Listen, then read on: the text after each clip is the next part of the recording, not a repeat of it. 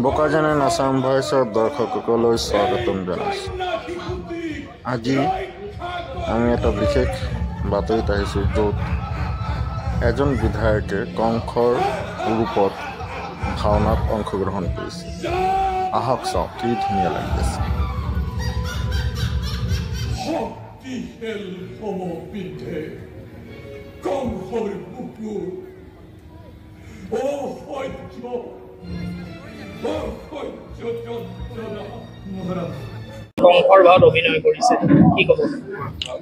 বালিপাৰা আৰু চাৰিদুৱাৰ উন্নয়ন সমিতিৰ সৌজন্যত যি ৰাস মহোৎসৱ উদযাপন কৰাৰ সিদ্ধান্ত লৈ মোক এটি অনুৰোধ কৰিছিল যে যিহেতু মই আগতেও কংস লওঁ, এইবাৰ বালিপাৰাত কংস ল'বৰ কাৰণে, গতিকে ৰাইজৰ অনুৰোধত মই আজি কংসৰ ভাও দিবৰ কাৰণে প্ৰস্তুত হৈ আহিছোঁ।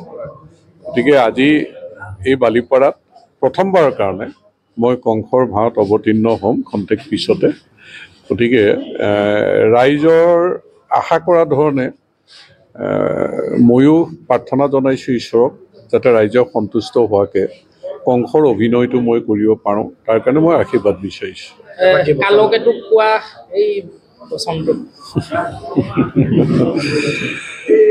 যে ঘূৰুৱা ঘূৰুৱা বিজুলী বেগে তিক্ত তৰোৱাল, আনন্দতুন মুক্ত প্ৰজা পলাওক লৰি, মৃত্যু মোৰ কোনো নাই, শত্ৰু সকলো বধ কৰা যাকে যতে পোৱা,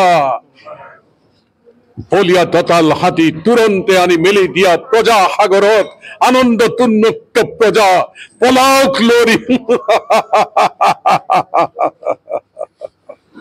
যিহেতুকে আজি বিজেপি জয়লাভ কৰিছে, আপোনাৰ ভাষাত আজি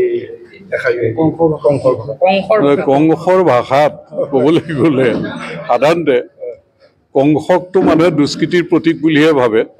মই আজি কংগ্ৰেছৰ হৈ পেলাই কংসৰ ৰূপ ধাৰণ কৰিছোঁ, কাৰণ আজি বিজেপিৰ পতন নহয়, কংগ্ৰেছৰহে পতন হৈছে।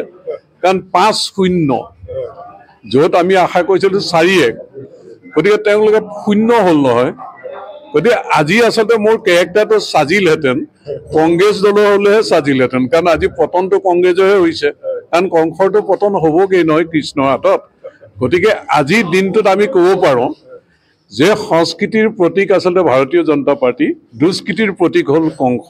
গতিকে কংস আজি নিধন হৈছে, মানে কংগ্ৰেছ এই উপ নিৰ্বাচনত আজি নিধন হৈছে।